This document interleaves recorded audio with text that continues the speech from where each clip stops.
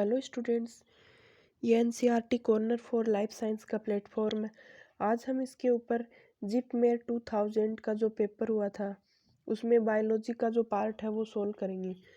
जिपमेर ये Jawaharlal institute of post graduate medical education and research centre है दिल्ली के अंदर।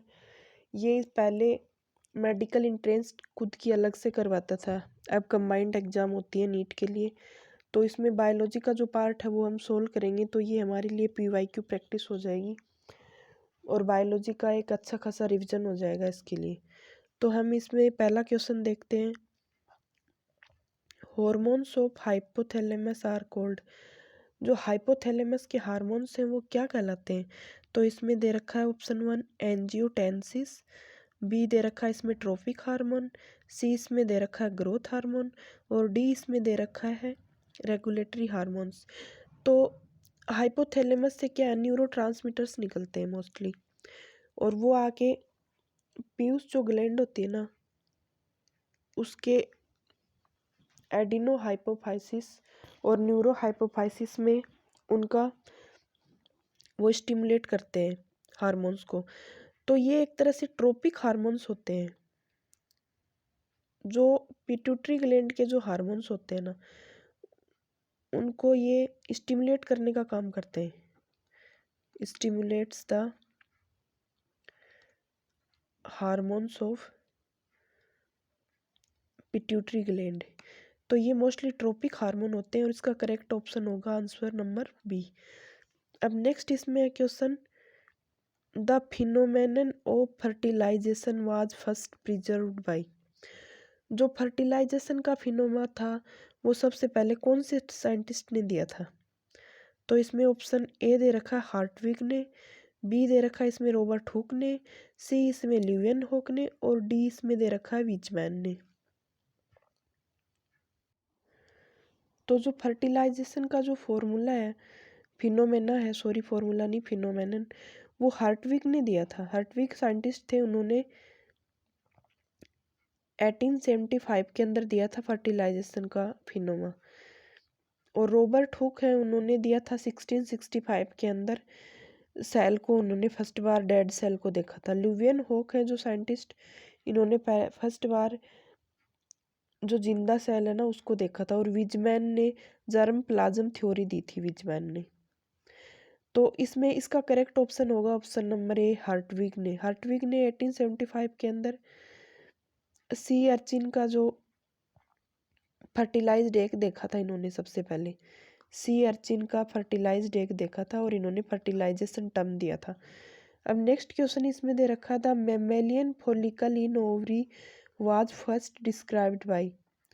तो मेमेलियन जो फॉलिकल होता है ना ओवरी के अंदर, फॉलिकल यानी जो ओवम के बाहर जो कार्पस ल्यूटियम अलग होता है, तो जो corpus albicans corpus luteum mammalian follicles होते हैं ना, इनको फर्स्ट बार किन्होंने डिस्क्राइब किया था? तो इसमें फैब्रिक्यूस दे रखा है option number B, Robert Hooke दे रखा है, सी वॉन बियर दे रखा है और डी इसने डीग्राफ दे रखा है।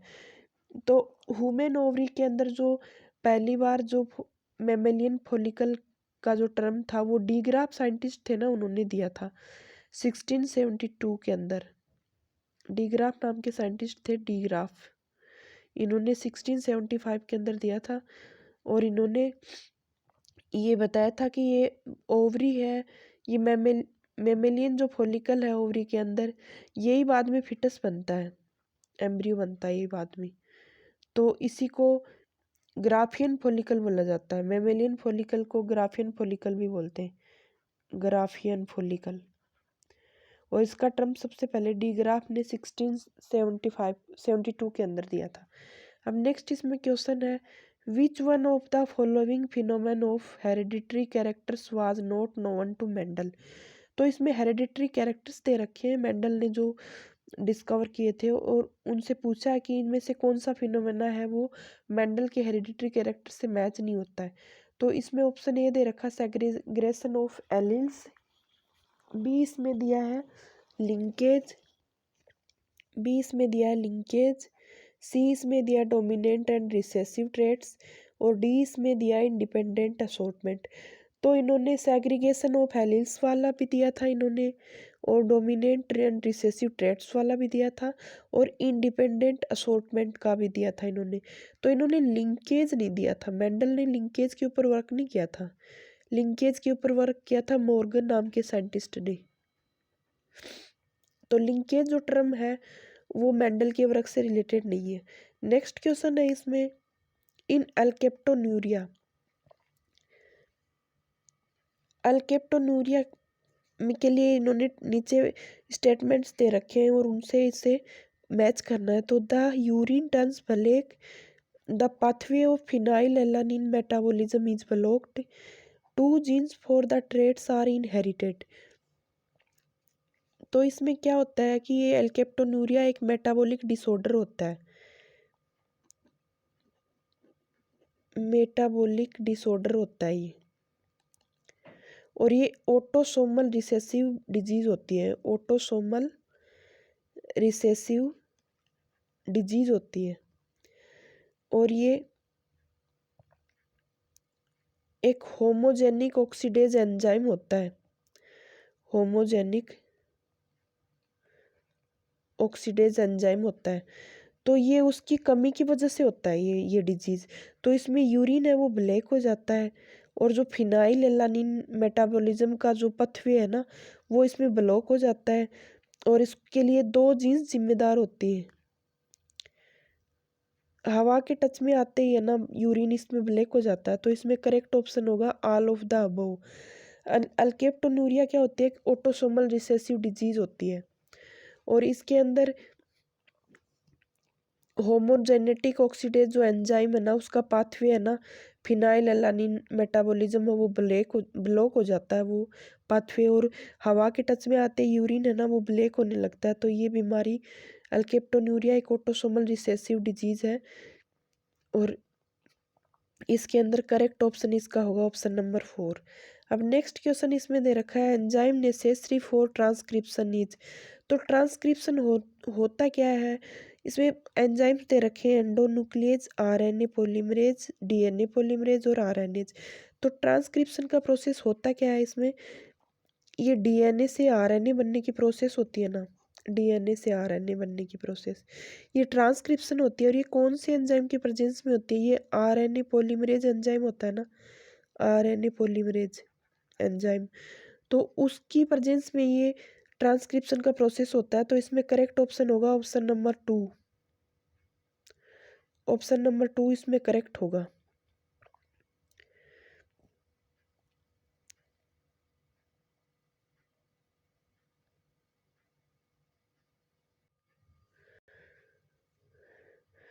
अब नेक्स्ट इसमें क्वेश्चन दे रखा है, Dubois in 1891 found the fossil of Java app man it is. तो डुबोइस नाम के जापानी जो साइंटिस्ट थे, डुबोइस नाम के साइंटिस्ट, इन्होंने 1891 के अंदर एक फॉसिल खोज की थी, यानी इन्होंने एक आदमी का जो फॉसिल है वो ढूंढा था। तो ये कौन से मैन का जो फॉसिल था उन्होंने ढूंढा था, ये तो होमो सेपियंस था, ये होमो रेडिजियंस था, या पिथेकेंथेरोपस इरेक्टस था, या सिनेंथ्रोपस पिकेनिस था ये। तो इन्होंने जो खोजा था वो फॉसिल था पिथेनोकैंथ्रोपस इरेक्टस, पिथेनोकैंथ्रोपस इरेक्टस नाम का ये ह्यूमन फॉसिल खोजा था इन्होंने। तो इसमें करेक्ट ऑप्शन होगा ऑप्शन नंबर सी। अब नेक्स्ट क्वेश्चन इसमें है, सीसम oil is obtained from the seeds of.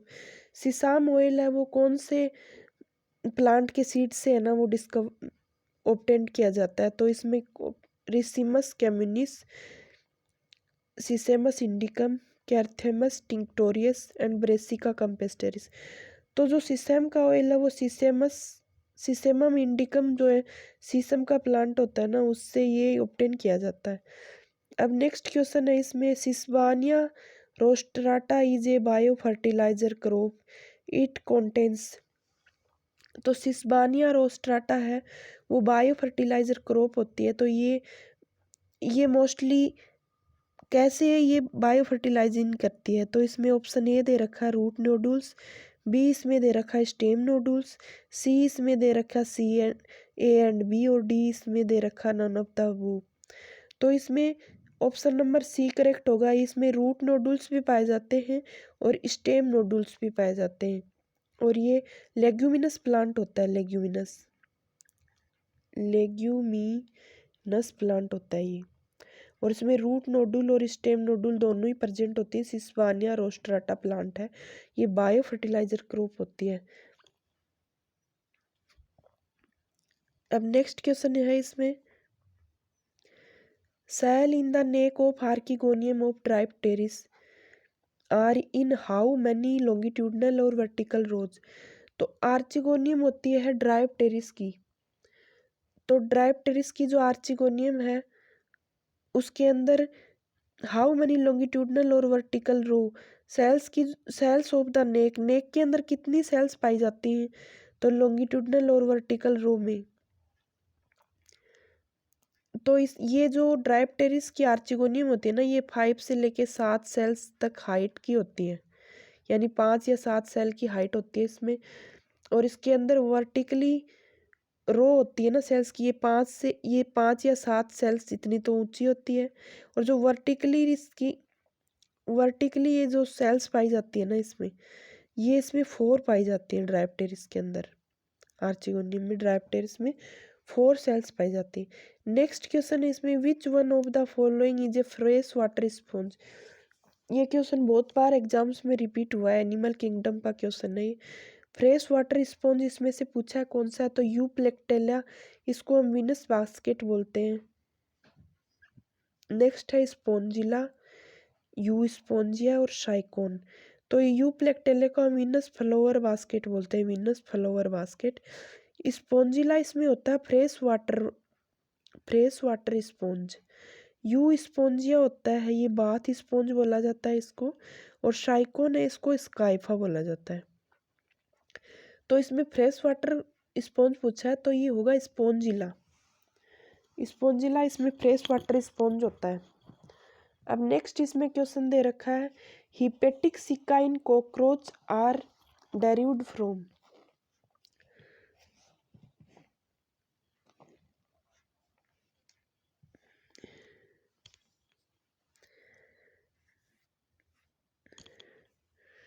देखो हिपेटिक, ये क्वेश्चन दे रखा हिपेटिक सिका इन कॉकरोच आर डेरिव्ड फ्रॉम। तो ये क्या है कि इसके अंदर हिपेटिक सिका होते क्या है कॉकरोच के अंदर, तो ये नंबर में 8 होते हैं और फिंगर लाइक प्रोजेक्शंस होते हैं, फिंगर लाइक प्रोजेक्शंस होते हैं। और ये किससे बनते हैं, ये क्रॉप से बनते हैं, इलियम से, मिडगट से बनते हैं, गिजार्ड से। तो जो इसका मिडगट पोर्शन होता है ना कॉकरोच का, उसके अंदर हिपेटिक सिका फिंगर लाइक प्रोजेक्शंस पाए जाते हैं, और ये नंबर्स में 8 होते हैं हिपेटिक सिका।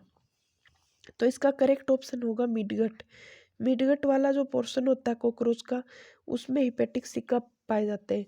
अब नेक्स्ट क्वेश्चन इसमें दे रखा है, in 1980 F Sanger was awarded Nobel prize second time to be shared by Gilbert for their work in.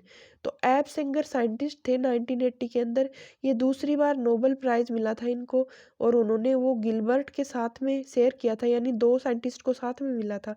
तो एप सिंगर और गिलबर्ट ने किसके ऊपर काम किया था जिसके लिए उन्हें नोबल प्राइज मिला था, तो इसमें ए दे रखा जेनेटिक मैपिंग, बी दे रखा determining the base sequence of DNA of A virus, determining the structure of DNA, and next option है लास्ट इसमें determining amino acid sequence of insulin.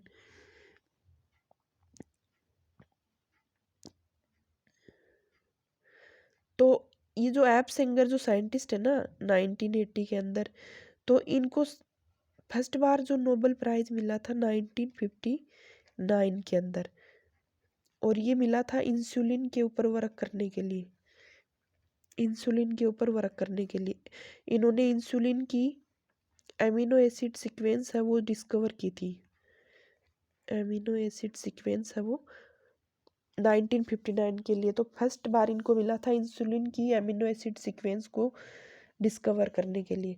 अब सेकंड बार इनको मिला था न्यूक्लियोटाइड की बेस सीक्वेंस के लिए, नहीं जीन के लिए, इनको सेंगर और गिलबर्ट को साथ में मिला था। सेंगर और गिलबर्ट दोनों को साथ में मिला था न्यूक्लियोटाइड जीन की न्यूक्लियोटाइड सीक्वेंस के लिए।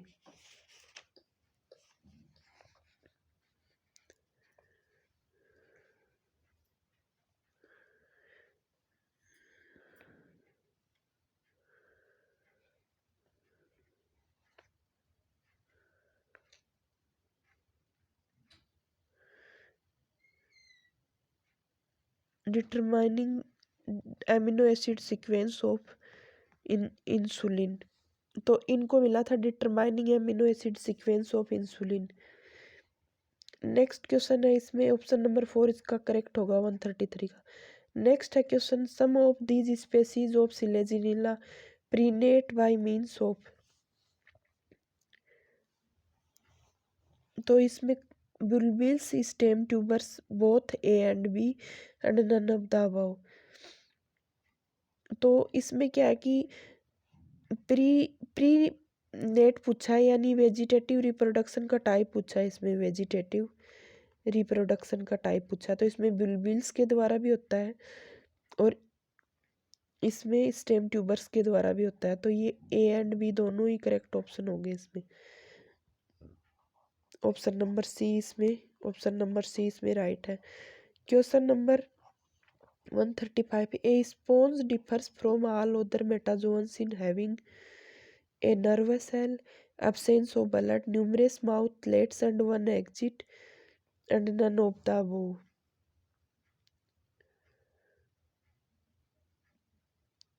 और इसमें क्या है कि नर्वस सेल इसमें पाई नहीं जाती है, ब्लड भी इसमें नहीं पाया जाता है, ब्लड काफ़ी सारे मेटाजोआ में और में भी नहीं पाया जाता है। तो इसमें क्या है, न्यूमरस माउथलेट्स, ये जो इसकी कैविटी होती है ना, ये स्पॉन्जोसील, तो इसमें वाटर कई जगह से एंटर करता है इसमें, और फिर इनके निकलने के लिए एक ही जगह होती है, ओस्क्यूलम।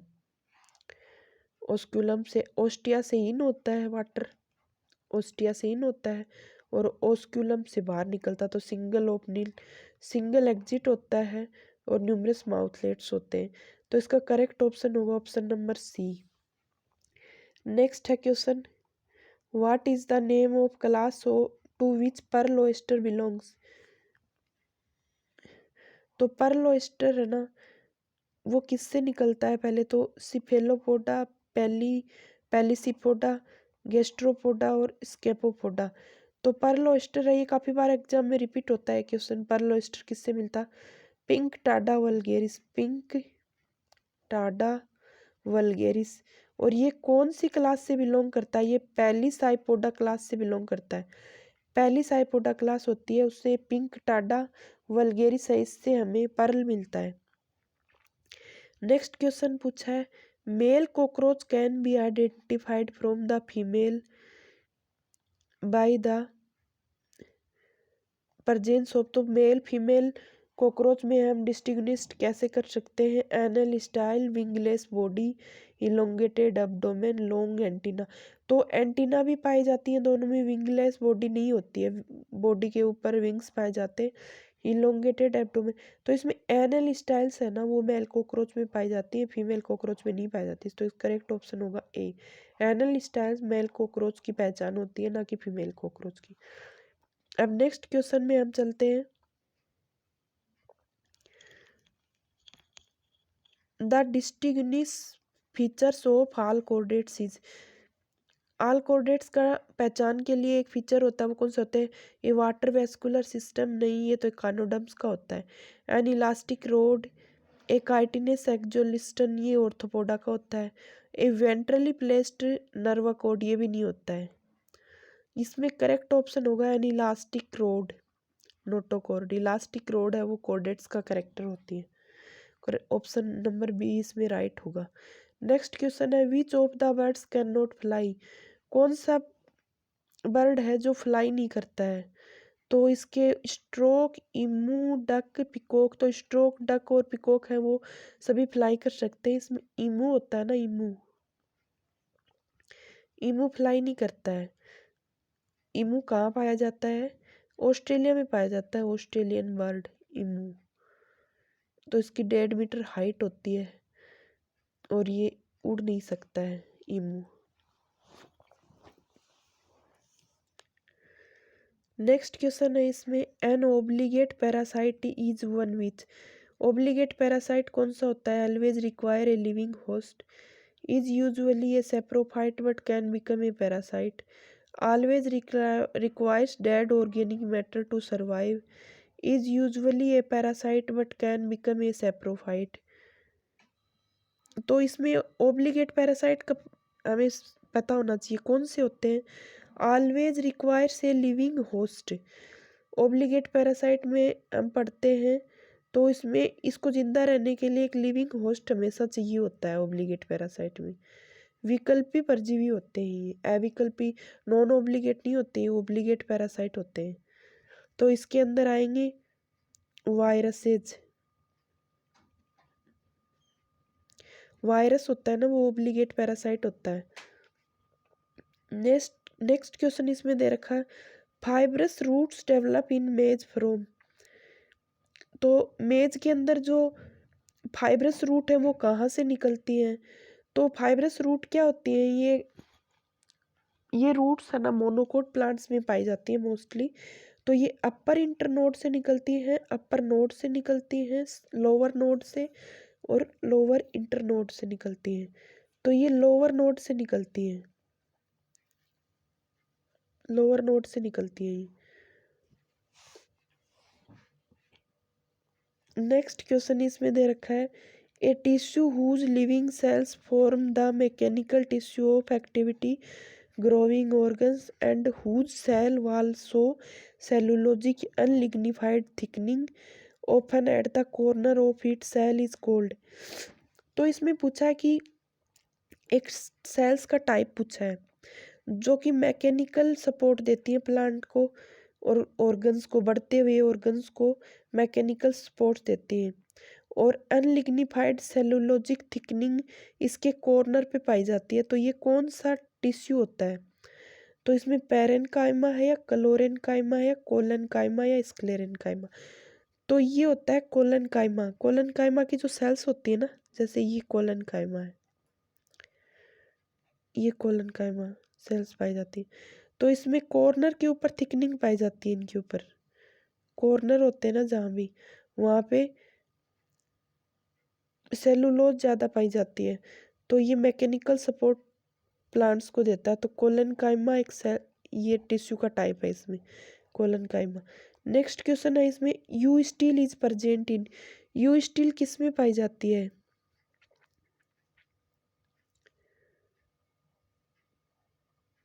तो ये यू स्टील एल्गी में पाई जाती है, डाइकोट में, ब्रायोफाइट में और टेरिडोफाइट में।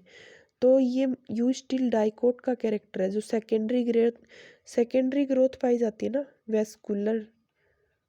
वेस्कुलर कैम्बियम या कोरक कैम्बियम का। तो ये यू स्टील डाइकोट्स में सेकेंडरी ग्रोथ के लिए पाई जाती है, सेकेंडरी ग्रोथ।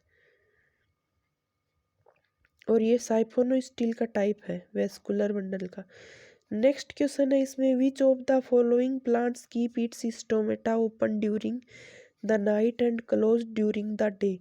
ऐसे कौन से प्लांट होते हैं जिनके स्टोमेटा रात के समय तो खुले रहते हैं और दिन के समय बंद रहते हैं? यानी प्लांट में स्टोमेटा मोस्टली क्या होते हैं कि जैसे दिन में तो खुले होते हैं और रात को बंद होते हैं, लेकिन ऐसे प्लांट्स भी होते हैं जिनके स्टोमेटा रात को खुले रहते हों और डे के टाइम ये बंद रहते हैं। तो हिबिस्कस का प्लांट्स है या कैक्टस का है या ईवी का है या वाटर लिली का है?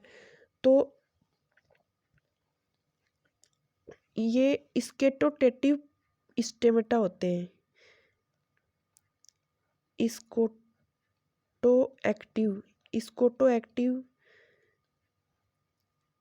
स्टोमेटा पाए जाते हैं। और ये कौन से प्लांट्स में पाए जाते हैं? मोस्टली सक्कुलेंट प्लांट होते हैं ना, जो सक्कुलेंट प्लांट यानी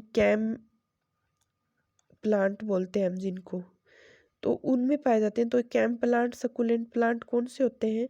जीरोफाइट्स होते हैं, कैक्टस, कैक्टस के अंदर पाए जाते हैं ये। तो ये स्कोटो एक्टिव स्टोमाटा कैक्टस के अंदर पाए जाते हैं। इसका करेक्ट ऑप्शन होगा option number B. Next question है, which of the following is a component of middle lamella in plant cell. तो मिडल लेमिला का मोस्टली कंपोनेंट क्या होता है? फेरस होता है, पोटेशियम होता है, कैल्शियम होता है या मैग्नीशियम होता है? तो इसमें मोस्टली पाया जाता है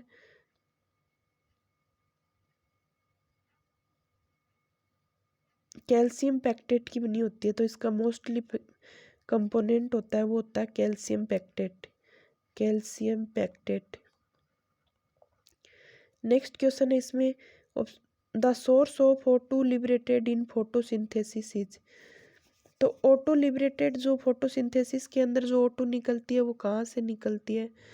तो ये कार्बन डाइऑक्साइड से निकलती है, वाटर से निकलती है, अल्कोहल से, या किसी से नहीं निकलती है। तो ये ऑक्सीजन है, ये मोस्टली आती है फोटोलाइसिस ऑफ प्लांट से, फोटोलाइसिस ऑफ वाटर से, सॉरी प्लांट से नहीं, वाटर से आती है। और ये कौन सी रिएक्शन है? इसको बोला जाता है Ruben and Kamen. Ruben and Kamen scientist थे, इन्होंने 1941 के अंदर ये डिस्कवर किया था कि फोटोसिंथेसिस में जो ऑक्सीजन आती है वो वाटर की फोटोलाइसिस से आती है। तो इसका करेक्ट ऑप्शन होगा ऑप्शन बी। नेक्स्ट क्वेश्चन है इसमें, vegetables are rich in. Vegetables हैं वो, उनमें क्या ज़्यादा पाया जाता है? तो वेजिटेबल्स के अंदर इसमें पीडीएफ में नीचे ऑप्शन डी कटा हुआ है, इसमें मिनरल्स और वाइटामिन्स पाए जाते हैं, mostly minerals and vitamins. Vegetables इनमें मिनरल्स एंड वाइटामिन्स ज़्यादा पाए जाते हैं। अब नेक्स्ट क्वेश्चन है, बेसिलस क्लेमेटी गुआरिन वैक्सीन इज एंटी। तो बीसीजी का जो भी वैक्सीन है वो किसके लिए लगाया जाता है? तो इसमें लगाया जाता है ये एंटी, ये ट्यूबरोक्लोसिस होता है, टीबी के लिए लगाया जाता है ये बच्चों को, एंटी ट्यूबरोक्लोसिस होता है ये। ऑप्शन नंबर ए इसमें करेक्ट होगा। नेक्स्ट क्वेश्चन इसमें दे रखा है, branch of botany concerned with the classification, nomenclature and identification of plants is. तो physiology, morphology, ecology.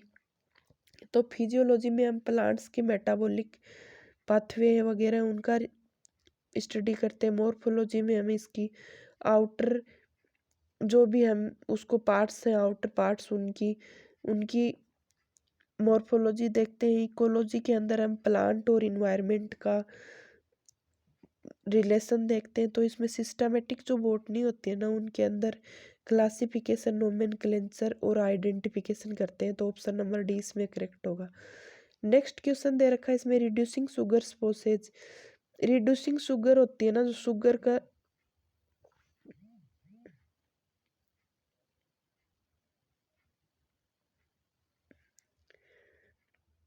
Reducing sugar स्पोसेज, reducing sugar से हमें क्या रिड्यूस होने के बाद में क्या निकलता है? तो इसमें कीटोनिक ग्रुप निकलता है, एल्डिहाइड, कार्बोक्सिलिक ग्रुप, या बोथ ए एंड बी। तो इसमें कीटोन और एल्डिहाइड दोनों ही ग्रुप पाए जाते हैं। तो ग्लूकोज का जब रिडक्शन किया जाता है, इसमें कीटोन और एल्डिहाइड दोनों ग्रुप मिलते हैं। नेक्स्ट क्वेश्चन इसमें दे रखा है, एफएडी और एफएमएन is a coenzyme which vitamin is incorporated in its structure. FAD और एफएमएन है ये कोफैक्टर या कोएंजाइम है। तो इनको कौन से विटामिन है जो इनकॉर्पोरेट करते हैं अपनी स्ट्रक्चर में? तो विटामिन सी करता है, या B6 करता है, या विटामिन B2 करता है, या विटामिन B1 करता है? तो इसमें जो विटामिन B2 होता है ना, ये एफएडी या एफएमएन को साथ में इनकॉर्पोरेट करता है, जिसको बोलते हैं riboflavin vitamin, riboflavin. Option number C इसका करेक्ट होगा, विटामिन B2। विटामिन B2 का ये कोफैक्टर होते हैं एंजाइम के अंदर, ये होते हैं FAD और FMN, साथ में कैरी होते हैं इसके राइबोफ्लेविन के साथ में।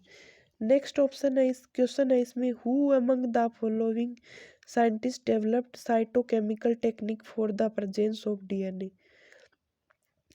तो इन्होंने, कौन से साइंटिस्ट हैं जिन्होंने साइटोकेमिकल टेक्निक है ना वो DNA के लिए इन्होंने डेवलप की थी। तो इनमें ऑप्शन दे रखा, जॉनसन, हैमरलिंग, मैकलिंटोक एंड फ्यूलजन एंड रोजेनबैक। तो फ्यूलजन और रोजेनबैक है ना, इन्होंने साइटोकेमिकल टेक्निक है वो डेवलप की थी DNA की प्रेजेंस के लिए। तो साइटोकेमिकल क्या होता है कि जैसे हम किस DNA को किस चीज से स्टेन करते हैं, ये चीज सबसे पहले किसने बताई थी, तो ये बताई थी फ्यूलजन और रोजेनबैक ने। तो इसीलिए DNA को फ्यूलजन स्टेन बोला जाता है। फ्यूलजन एंड रोजेनबैक ने DNA को स्टेन किया था, इसीलिए इन्होंने DNA स्टेनिंग को फ्यूलजन स्टेन बोला जाता है। DNA स्टेन को फ्यूलजन स्टेन। नेक्स्ट क्वेश्चन इसमें दे रखा है, ribosome of bacteria, mitochondria and chloroplast are. तो बैक्टीरिया, माइटोकॉन्ड्रिया और क्लोरोप्लास्ट में कौन से टाइप के राइबोसोम पाए जाते हैं? तो इसमें ऑप्शन ए दे रखा 30S, B 70S, C 80S and D 50S। तो राइबोसोम बैक्टीरिया होती है प्रोकैरियोटिक सेल, माइटोकॉन्ड्रिया और क्लोरोप्लास्ट, इनके अंदर 70S टाइप के राइबोसोम पाए जाते हैं। नेक्स्ट क्वेश्चन है इसमें, when yeast ferments glucose the products are. जब यीस्ट को फर्मेंटेशन होता है ना, तो इसमें ग्लूकोज के साथ, ग्लूकोज को जब यीस्ट फर्मेंटेट करता है तो इसमें प्रोडक्ट क्या होते हैं? तो प्रोडक्ट इसमें होते हैं एल्कोहल एंड CO2। जाइमेज एंजाइम की प्रेजेंस में ये रिएक्शन होती है, तो इसमें मोस्टली मिलेगा इथेनॉल एंड कार्बन डाइऑक्साइड। और ये जाइमेज एंजाइम की प्रेजेंस में फर्मेंटेशन होता है, तो इसमें इथेनॉल, अल्कोहल और कार्बन डाइऑक्साइड दोनों निकलते हैं। तो इसमें ऑप्शन नंबर ए करेक्ट होगा। नेक्स्ट क्वेश्चन है, anastral mitosis is the characteristic of lower animal, higher plants and all living organism. तो एनेस्ट्रल, तो इसमें क्या कि एनेस्ट्रल माइटोसिस किसको बोलते हैं? जिनके अंदर सेंट्रियोल प्रेजेंट नहीं होता। इसमें माइटोसिस में सेंट्रियोल है ना वो प्रेजेंट नहीं होता है, सेंट्रियोल प्रेजेंट नहीं होता इसमें। तो ये कौन सी ऑर्गेनिज्म में पाई जाती है रिएक्शन? तो ये हायर प्लांट्स होते हैं ना, जब हायर प्लांट्स के अंदर माइटोसिस की जो प्रोसेस होती है ना हायर प्लांट्स के अंदर, उसमें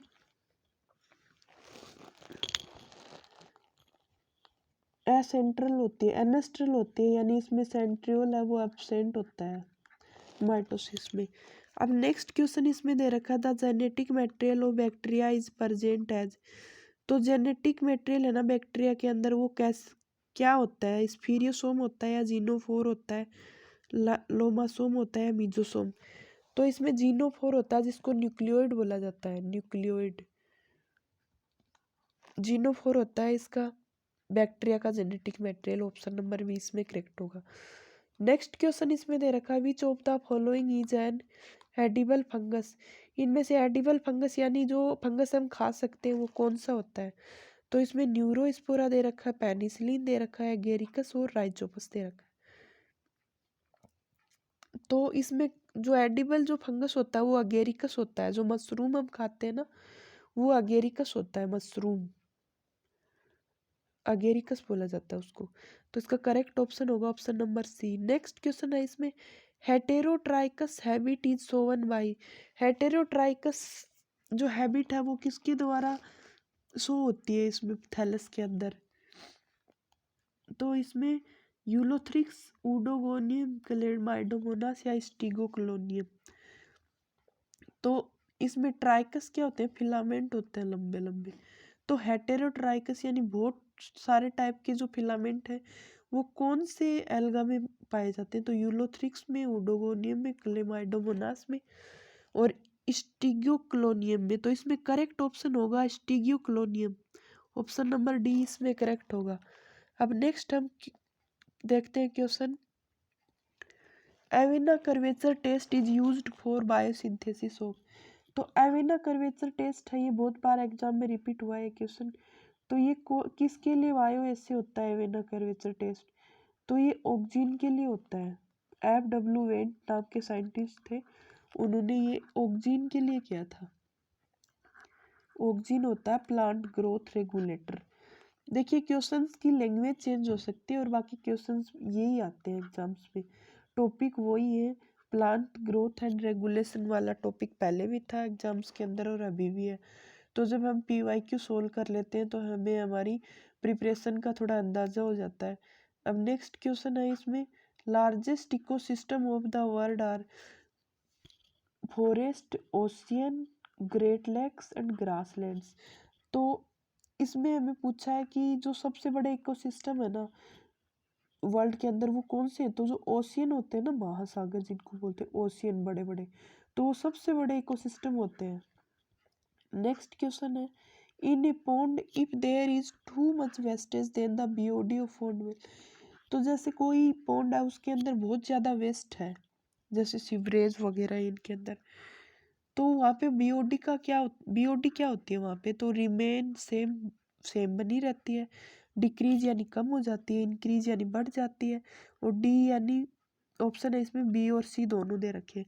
तो जो जहाँ भी कोई भी जैसे फ्रेश वाटर है, फ्रेश वाटर का जो स्टोर है, तो वहाँ पे अगर गंदगी ज़्यादा है, मड वगैरह, सीवेज वगैरह, तो उस पानी की धीरे धीरे ऑक्सीजन है वो ऑक्सीजन लेवल नीचे आ जाता है और बायोलॉजिकल ऑक्सीजन डिमांड है ना BOD वो इंक्रीज हो जाती है। तो करेक्ट ऑप्शन होगा option number C. Next question इसमें दे रखा है, narcotic and soothing properties of tobacco is due to or harmful alkaloids contain in the leaves of tobacco. जो निकोटियाना प्लांट है ना उसकी सूथिंग प्रॉपर्टीज है, वो हार्मफुल एल्केलॉइड होता है। तो वो किसकी वजह से होता है, कोडीन की वजह से, निकोटीन की वजह से, एकोनाइट की वजह से, या कैफीन की वजह से। तो वो निकोटीन की वजह से होता है, निकोटीन पाया जाता है टोबैको प्लांट्स के अंदर, और ये हार्मफुल एल्केलॉइड होता है। ऑप्शन नंबर बी इसका करेक्ट ऑप्शन होगा। नेक्स्ट क्वेश्चन इसमें दे रखा है, richest source of vitamin C is. Vitamin C का सबसे ज़्यादा सोर्स किस में पाया जाता है, तो इसमें option A lemon, B orange, C Emblica officinalis यानी आंवला, और डी कैप्सिकम फ्रूटी। तो इसमें देखो ये चारों ऑप्शन दे रखे हैं ना, चारों में विटामिन सी पाया जाता है, लेकिन सबसे ज़्यादा विटामिन सी का जो सबसे बड़ा सोर्स होता है वो क्या होता है, एम्बे एम्बेलिका ऑफिसिनेंस यानी आंवला होता है ना, आंवला, इसके अंदर 40% से ज़्यादा विटामिन सी पाया जाता है। नेक्स्ट क्वेश्चन है इसमें, ट्राइपेनोसोमियासिस इज ट्रांसमिटेड बाई। ट्रिपेनोसोमियासिस, ट्रिपेनोसोमियासिस है वो किसकी वजह से ट्रांसमिट होता है, तो CC fly, sand fly, loss and man fly. ये क्वेश्चन सबसे ज़्यादा बार एग्जाम्स में रिपीट होता है और इसमें हम मिसअंडरस्टैंडिंग की वजह से गलतियाँ भी करते हैं। तो हमें याद रखना है कि ट्रिपेनोसोमियासिस जो डिजीज़ होती है ना वो सीसी फ्लाई की वजह से होती है, सीसी फ्लाई, सीसी फ्लाई होती है, उसकी वजह से ट्रिपेनोसोमियासिस डिजीज़ है ना वो ट्रांसमिटेड होती है। ऑप्शन नंबर ए इसका करेक्ट होगा। नेक्स्ट क्वेश्चन इसमें दे रखा है, monocytes and neutrophils are important cells participating in. Monocytes और न्यूट्रोफिल्स है वो इम्पोर्टेंट सेल्स होती हैं, वो किस में पार्टिसिपेट करते हैं, तो इसमें ऑप्शन ए दे रखा है एंटीबॉडी प्रोडक्शन, बी इसमें दे रखा है पैसिव इम्यूनिटी, सी इसमें दे रखा है फैगोसाइटोसिस, और डी इसमें दे रखा है परफोरिन प्रोडक्शन। तो ये सबसे ज़्यादा जो रोल प्ले करती है ना मोनोसाइट्स और न्यूट्रोफिल, वो फैगोसाइटोसिस के अंदर करती हैं। ये हार्मफुल सेल्स और जो पार्टिकल्स बॉडी के अंदर आते हैं ना उनका फैगोसाइटोसिस कर देती है। इनसे एक तरह तरह के जो एंटीबॉडी रिलीज होते हैं और ये उनको डैमेज कर देते हैं। तो फैगोसाइटोसिस की प्रोसेस करती है यानी उनका भक्षण करती है, खा लेती है उनको। अब नेक्स्ट क्वेश्चन इसमें दे रखा है x ray were discovered in the, x ray की खोज कब हुई थी यानी डिस्कवर कब हुआ था एक्सरे। तो इसमें 1929, 1906, 1895 एंड 1870। तो एक्सरे है ना वो बना था 1895 के अंदर, 1895 में बनाया था। रोइंटजन नाम के साइंटिस्ट थे, रोइंटजन, जर्मन साइंटिस्ट थे, जर्मन साइंटिस्ट, इन्होंने बनाया था 1895 के अंदर। नेक्स्ट क्वेश्चन है the term antibiotics was coined by, antibiotics तो टर्म है यानी वो किन्होंने दी थी, यानी कौन से साइंटिस्ट है जिन्होंने एंटीबायोटिक्स का टर्म दिया था। तो इसमें क्वेश्चन नंबर ऑप्शन ए दे रखा है इसमें लुइस पास्चर, बी इसमें दे रखा है अलेक्जेंडर फ्लेमिंग, और सी इसमें दे रखा है एडवर्ड जेनर, और डी इसमें दे रहा है सैलेमन वॉक्समैन। तो जो टर्म है ना एंटीबायोटिक्स की वो सैलेमन वॉक्समैन ने दी थी, और जो फर्स्ट एंटीबायोटिक है वो फ्लेमिंग के द्वारा 1924 में की गई थी, और जो फर्स्ट वैक्सीन है वो बनाया गया था एडवर्ड जेनर के द्वारा। तो इसमें करेक्ट ऑप्शन है ना टर्म एंटीबायोटिक्स वो सैलेमन वॉक्समैन ने दी थी। नेक्स्ट क्वेश्चन है इसमें विच of the following protein is present in cartilage, cartilage के अंदर कौन सी प्रोटीन पाई जाती है। तो actin, chondrin, casein and Austin. तो हमेशा हमें याद रखना बोन के अंदर तो होती है ओसिन प्रोटीन, और कार्टिलेज के अंदर होता है कॉन्ड्रिन प्रोटीन, कॉन्ड्रिन। तो इसमें करेक्ट ऑप्शन होगा option number B. Next question है इसमें in a spadix inflorescence the spathe enclose a. तो स्पेडिक्स इनफ्लोरेसेंस है ना वो किस में पाई जाती है। अब देखो इसमें स्पेडिक्स इनफ्लोरेसेंस पूछ लिया। अब ये क्वेश्चन है ना अभी जो न्यू प्लांट फैमिली ऐड हुई ना उसमें पोएसी फैमिली है ना उससे रिलेटेड ये क्वेश्चन अब पूछा जा सकता है। स्पेडिक्स इनफ्लोरेसेंस इसमें स्पेथ है वो किससे जुड़ा होता है। तो ये स्पाइक से जुड़ा होता है, spike, spike of spikelets inflorescence बोलते हैं इसको, स्पेडिक इनफ्लोरेसेंस को। तो ये देखो यहीं पे पोएसी फैमिली से रिलेटेड ये क्वेश्चन है। तो इसमें अम्बेल, अम्बेलिफेरी फैमिली में, बाईपेरासाइम, कैटकी, तो स्पाइक। तो इसमें करेक्ट ऑप्शन होगा स्पाइक। नेक्स्ट क्वेश्चन इसमें gynobasic style is found in, gynobasic style है वो किस में पाई जाती है।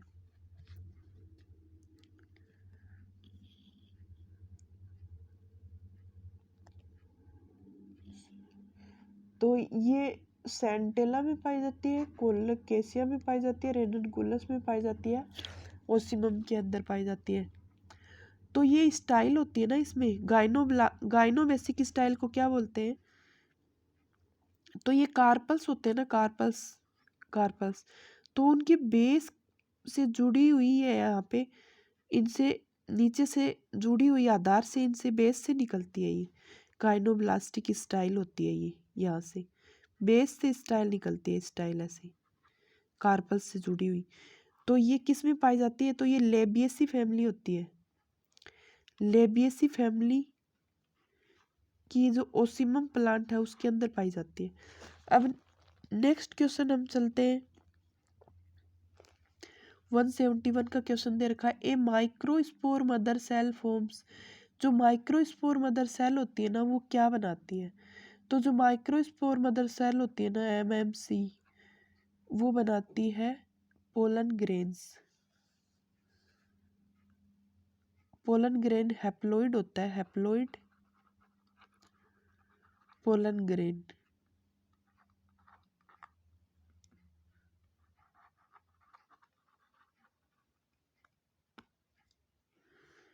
हैप्लोइड पोलन ग्रेन बनाती है microspore mother cell. Next question इसमें the movement of oxygen is largely, जो ऑक्सीजन का जो मूवमेंट होता है ना वो कैसा होता है। तो इसमें एक्रोपिटल होता है, सेंट्रीपिटल, बेसिपिटल या बूथ ए एंड सी। तो ऑक्सीजन का जो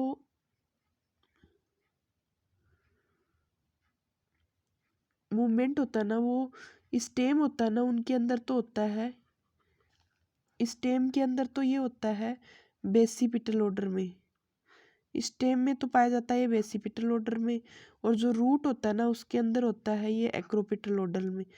तो ये हो गया ऑप्शन नंबर डी, इसमें करेक्ट हो गया।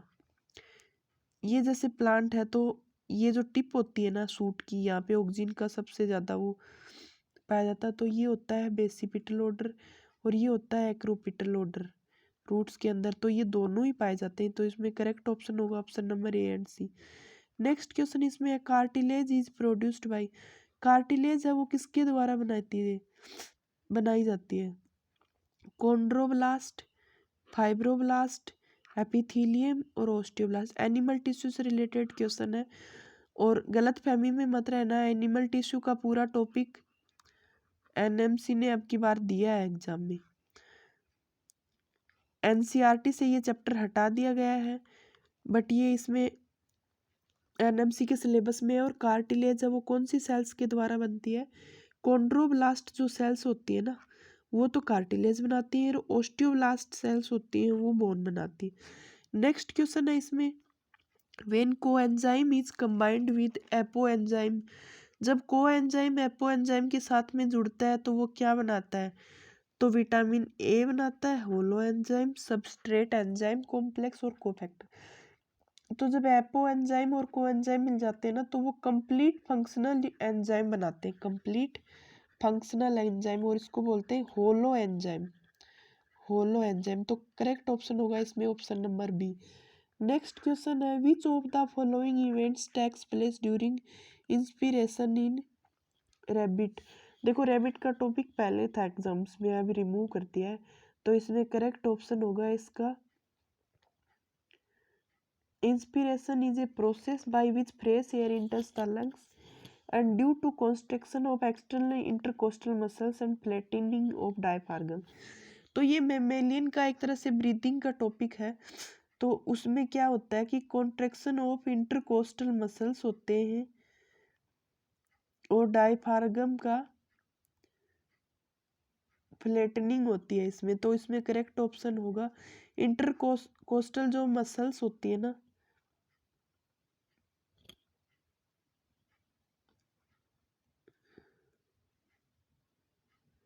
एक्सटर्नल इंटरकोस्टल मसल्स में कॉन्ट्रैक्शन होता है और डायफ्रागम का इसमें फ्लैटनिंग होता है, तो इसमें इंक्रीजेज होगी, इसमें थोरेसिक कैविटी डिक्रीज नहीं होगी इसमें, सॉरी ऑप्शन नंबर सी इसमें राइट होगा। ऑप्शन नंबर सी इसमें होगा कि जैसे एक्सटर्नल इंटरनल कोस्टल जो मसल है उनका कॉन्ट्रैक्शन होगा, डायफ्रागम फ्लैट होगा और थोरेसिक कैविटी है वो इंक्रीज होगी। नेक्स्ट क्वेश्चन इसमें haematocrit is related with haematocrit is related with counting number of RBC, oxygen carrying capacity of haemoglobin, cell volume when packed together, amount of Hb 100 ml of blood. तो इसमें correct option है वो है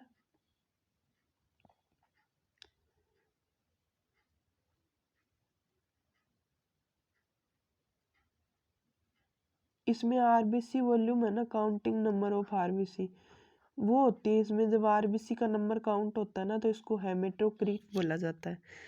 next question है इसमें option number A correct होगा। Next question about how many nephrons are there in each kidney of a women, women की इस किडनी में कितने जो नेफ्रॉन्स है वो प्रेजेंट होते हैं?